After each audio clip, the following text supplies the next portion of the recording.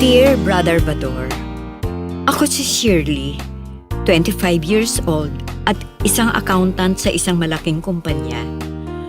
Hayaan po ninyong ibahagi ko po sa mga listeners ninyo ang isang magandang pangyayari sa aking buhay.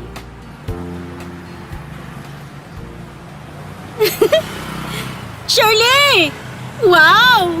Happy birthday! Oh, anyari? Birthday mo para kang Biyernes Santo. Carol! Iniwan na ako ni Greg. Ano? Patay na si Greg? Hindi! Ikaw naman, puro patawa. Pinagtaksilan ako ni Greg. Pagkatapos ng 2 years na mag-on kami, pinalitan na niya ako. Pwede ba yun? Sana sinabi mo. No return, no exchange. Sino naman yung ipinalit sa'yo? Yung bagong dating sa office nila. Kapapasok lang sa office, 1 linggo pa lang, itinana na niya. Grabe naman yung ginawa sa'yo, friend. Nung nakaraang linggo lang, parang nasulyapan ko yung babae nung puntahan kita sa work yun ni Greg, ah. Yung babalina? Oo. Mayaman daw yun eh. Baka kaya ipinalit dahil pobreng alindahaw ka raw. May mga lalaking ganyan, namimili. Oo, siguro nga dahil hindi ako kasing yaman ni Dayan. Yun ba ang pangalan ng babae? Oo. Wala palang ka-taste-taste yan si Greg.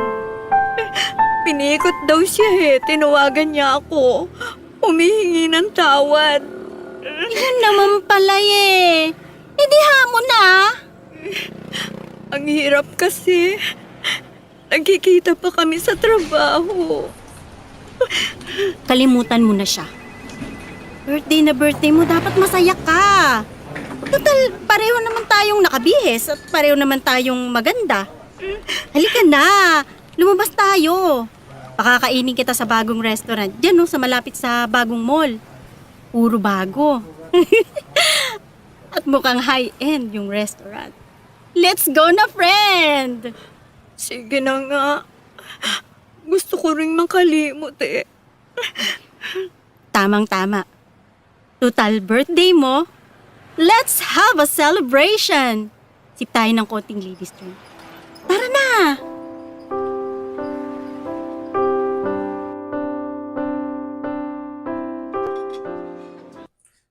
Brother Bador, sobrang sakit ng nararamdaman ko nung mga panahong iyon.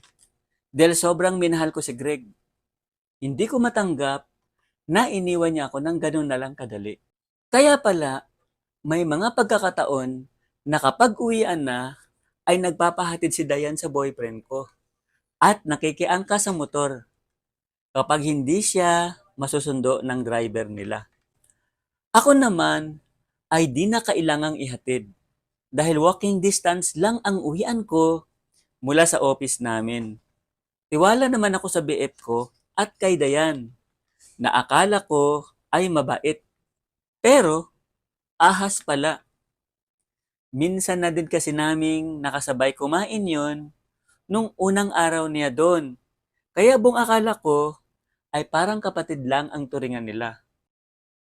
Dahil bagong ka-office mate niya at isa pa ay alam niya na ako ang JF at plano na naming magpakasal.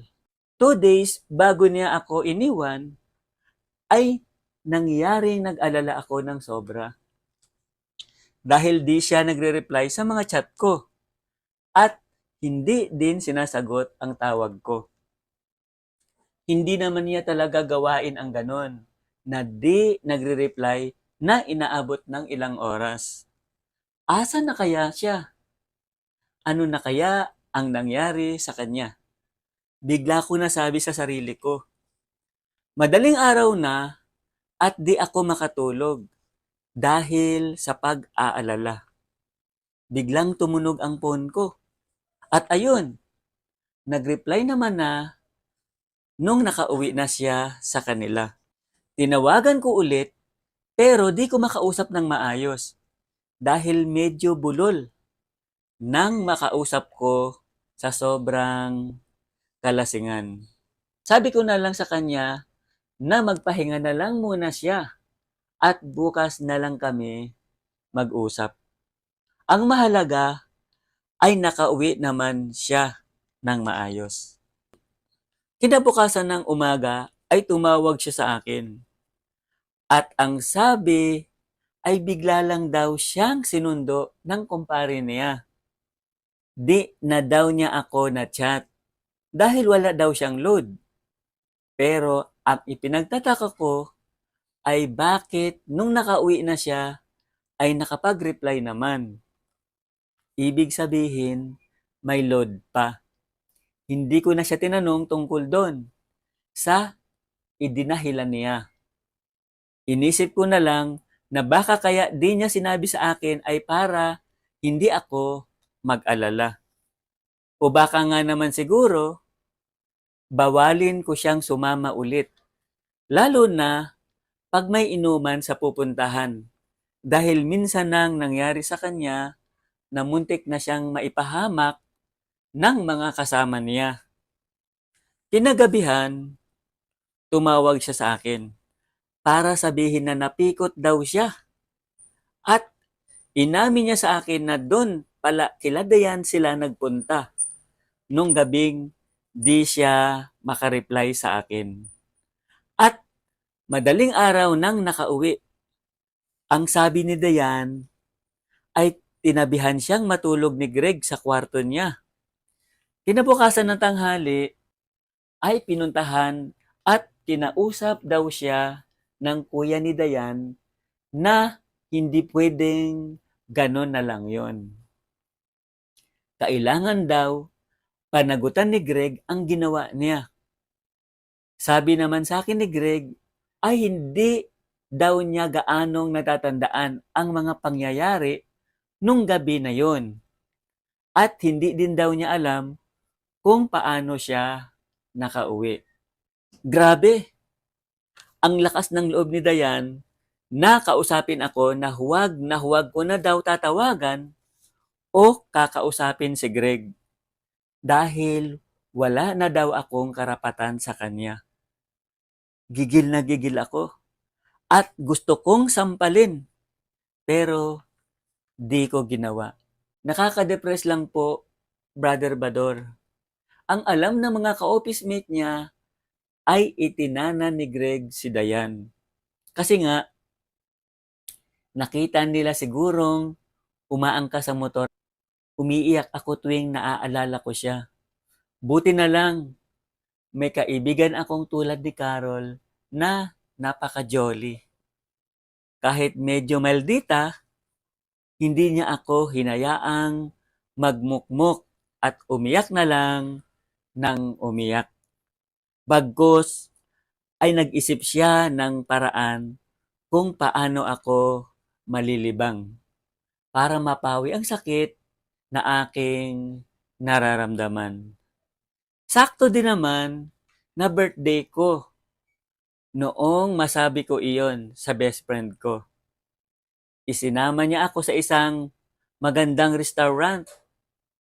Di ko sukat akalain na doon ko pala makikilala ang lalaking tunay na magmamahal sa akin at magiging kabiyak ng aking puso.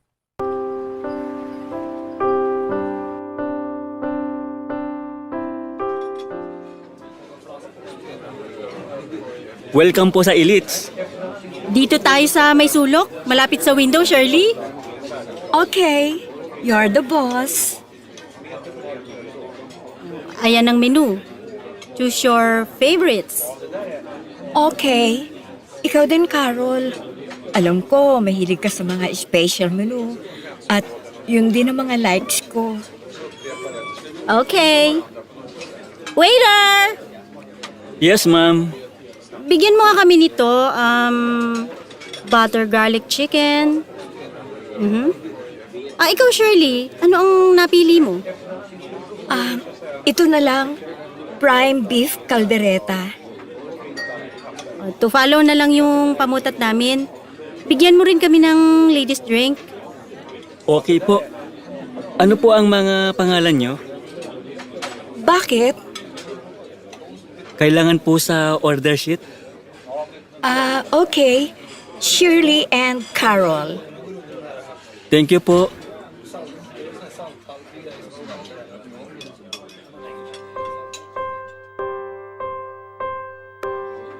Heto po ang mga order nyo. Butter garlic chicken at prime beef caldereta. At ang napakabangong rice on the pot po namin. Ikaw ba yung waiter kanina? Parang iba ka.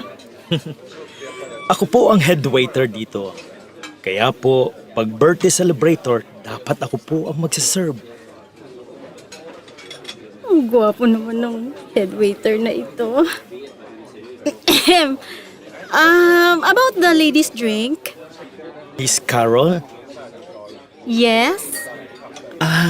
siniserve po namin yun after meal. Sila ba ang my birthday? Ako nga. Bakit? Happy birthday po, Miss Shirley. How come you know my name? Yun po kasi ang nakasulat sa order sheet ninyo. Prime beef caldereta. Thank you. Ano bang name mo? Ako po si Nelson De Vera. Thank you, Nelson. Join us? Thank you, Miss Shirley. I have to serve first. Excuse me. Sandali lang. Babalik ako. Enjoy your food. Sayang, Shirley. Ang gwapo at mukhang mabait. Kaya lang, di bagay sa'yo. Waiter lang eh. Carol, kumain ka nga muna. Alam mo, kahit mababa ang trabaho o kalagayan ng isang tao, hindi batayan niya ng kanyang pagkatao. Magalang siya kaya di ko tinawag na waiter. I asked for his name. Shirley, ha? Huwag mong sabihin na may simpatsya ka kay Nelson. Ang sarap pala nitong kaldereta nila dito, Carol. Ito, tikman mo. Let me taste. Oo nga. Shirley, ako naman ang next na magbe-birthday, bali. Babalik tayo dito, ha? Sabi ko na nga ba, masarap dito eh. Uutak talaga to si Shirley. Iniiba ang topic namin para di niya masagot ang sinabi ko tungkol kay Nelson. Sige, Carol. We shall return.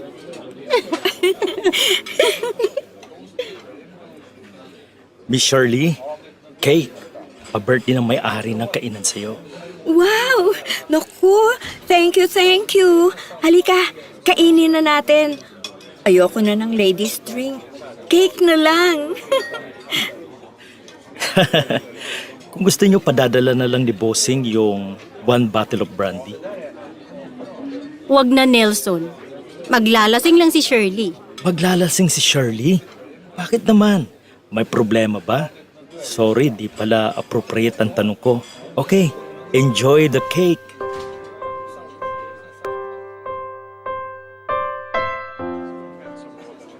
Nelson! Yes, Miss Carol. Magkano lahat ng... Wag na po. Miss Carol, blowout na daw ng management sa my birthday. Yung pangalawang balik nyo na lang daw maniningil. Ha? Really? How generous naman ang may-ari ng restaurant na to. God bless you and your place. Salamat. Talagang babalik kami para makabawi kayo. Thank you so much. Pakisabi sa may-ari ng restaurant, ha? Ma'am, if you won't mind, pwede ko bang makuha ang pangalan at address nyo? And please, your contact number. Heto po ang pen at papel. Sure, no problem. Okay po, thank you.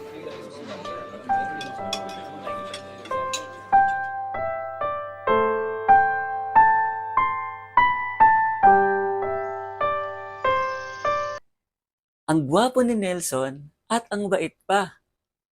Napakagaan ng loob ko sa kanya. Nakalimutan ko tuloy na broken-hearted ako. Brother Bador, hindi ko maipaliwanag ang nararamdaman kong saya.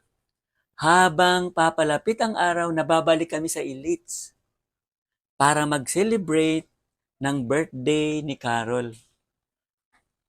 Ako na nga ang nag-remind sa kanya about doon. Siyempre, makikita ko na naman si Nelson. Sure naman na siya ulit ang magsiserve sa amin. Dahil tulad nga ng sabi niya, pag sa birthday ay head waiter ang nagsiserve. At yun nga ang buo kong akala. Sabi pa ni Carol sa akin, magpaganda daw kami ng husto dahil birthday niya. Pero lingid sa aking kaalaman na may iba pa pala siyang dahilan. Yun nga po, Brother Bador. Birthday niya pero ako ang nasorpresa.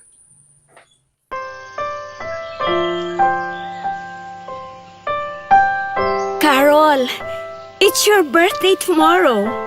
Balik tayo sa Elites. Tamang-tama. Nag-text si Nelson sa akin. Kailan daw ang balik natin? Sinagot ko agad. Sabi ko bukas. Mag-ready ka na. Ako naman ang sasagot ng lahat eh. Okay.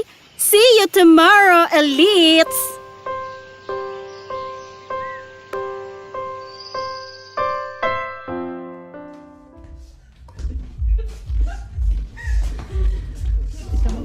Welcome po sa Elites. Dito po kayo. Para po sa inyo ang lugar na ito. Ha? Wow ah! Friend, grabe naman sila dito. Parang exclusive no customer tayo dito.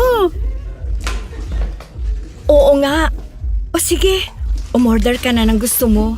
Total, ako naman ang magbabayad. Okay. Bakit parang tayo lang yata ang customer ngayon? Nalulugi na yata ang may-ari sa sobrang generosity. Di pa tayo umu-order pero ayan na oh. May nagsaserve na. Ang dating order natin. At may mga salad pa silang mga dala oh. Grabe na to, Carol. Waiter. Excuse me. Wala pa kaming order. Opo, pero alam na po ng management ang gusto nyo. Wow naman, friend! Happy na! Birthday pa! Pero bakit wala si Nelson?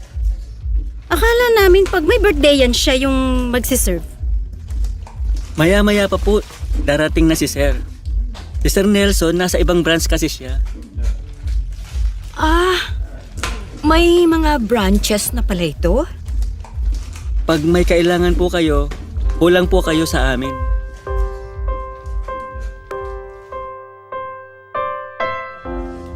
Good morning, Sir Nelson. Sir Nelson. Good morning, everyone. Good morning, Miss Shirley and Miss Carol. Happy birthday. Salamat, Nelson. Sinurpresa mo kami. Friend, comfort lang naman ako saglit. Okay. Excuse me for a while, Nelson. Okay, Miss Carol. Join us, Nelson. Thank you, Miss Shirley. Or I'll just call you Shirley. Okay. Remember, kinuha ko ang name and your contact number. Shirley, nung una pa lang na magpunta kayo ni Miss Carol dito, sabi ko sa sarili ko, nakita ko ng babaeng mamahalin ko. Isa rin akong broken-hearted tulad mo. Huwag kang magtaka kung bakit alam ko kung anong nangyari sa inyo ng boyfriend mo. Hindi ako maaasiwang magtapat ngayon ng pag-ibig ko sa'yo, Shirley. Parehong sugatan ang puso natin. At ngayon, natagpuan ko na rin ang babaeng alam kong bigay ng may kapal. At ikaw yun, Shirley. ang mga sinabi mong hindi batayan ng kalagayan ng tao, kung ano man ang kanyang trabaho o patunay na isa kang mabuting tao. Broken-hearted din ako dahil sa pagpapanggap kong isang waiter dito sa aking restaurant. Pagsubok ko kung sino ang dapat kong mahalin.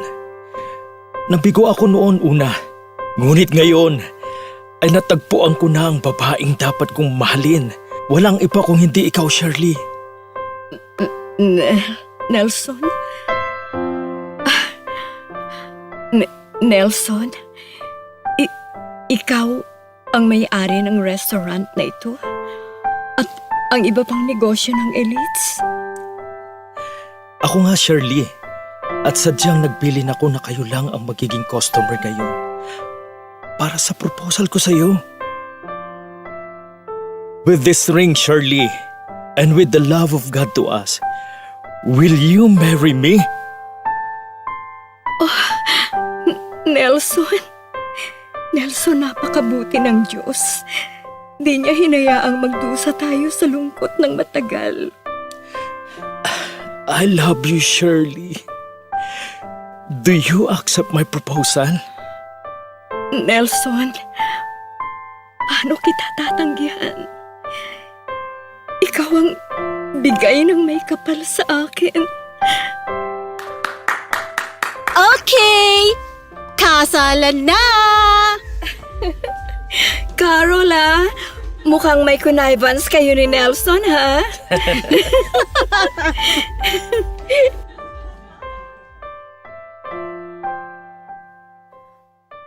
Brother Bador, ikinasal po kami ni Nelson at naging abay ko si Carol.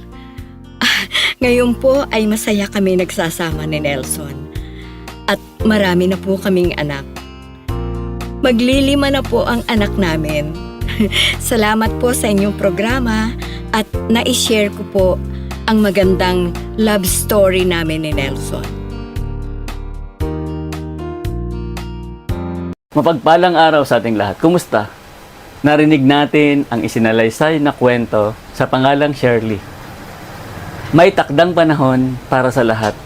Mga ngaral 3, 1 hanggang 12. Ang lahat sa mundong ito ay may kanya-kanyang panahon. May takdang panahon para sa lahat. Mga ngaral 3, 1 hanggang 12. Ang lahat sa mundong ito ay may kanya-kanyang panahon.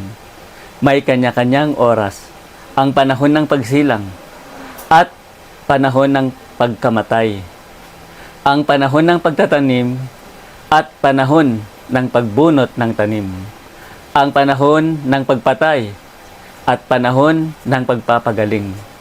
Ang panahon ng pagiba at panahon ng pagtatayo. Ang panahon ng pagluha at panahon ng pagtawa. Ang panahon ng pagluluksa at panahon ng pagdiriwang. Ang panahon ng pagkakalat ng mga bato at panahon ng pagtitipon sa mga ito. Ang panahon ng pagyayakap at panahon ng paglalayo. Ang panahon ng paghahanap at panahon ng pagkawala niyon. Ang panahon ng pag-iingat sa isang bagay at panahon ng pagtatapon. Ang panahon ng pagpunit at panahon ng pagtahi. Ang panahon ng pagtahimik at panahon ng pagsasalita. Ang panahon ng pagmamahal at panahon ng pagkapuot.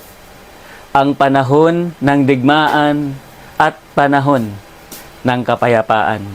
Ano ang mapapala ng tao sa kanyang pinagpaguran? Alam ko na ang itinakda ng Diyos sa tao. Iniangkop niya ang lahat ng bagay sa tamang kapanahunan. Ang tao'y binigyan niya ng pagnanasang alamin ang bukas, ngunit hindi binigyan ng pagkaunawa sa ginagawa ng Diyos mula sa pasimula hanggang sa wakas. Alam kong walang pinakamabuti sa tao kundi magpakaligaya at gawin ang pinakamabuti habang siya'y nabubuhay. Palagi nating tatandaan na ang buhay ay regalo para mag-enjoy. At habang may buhay, may pag-asa. At ang ating pag-asa ay ang pag-asa kay Kristo. Halika, manalangin tayo. Makapangyarihang Diyos, manlilikha ng sansinukob, Panginoon at manunubos. Maraming salamat po sa lahat ng natatanggap naming biyaya. Salamat po sa pagtugon sa lahat ng aming kailangan. Ito ang aming panalangin sa pangalan ng aming Panginoong Hesus. Amen.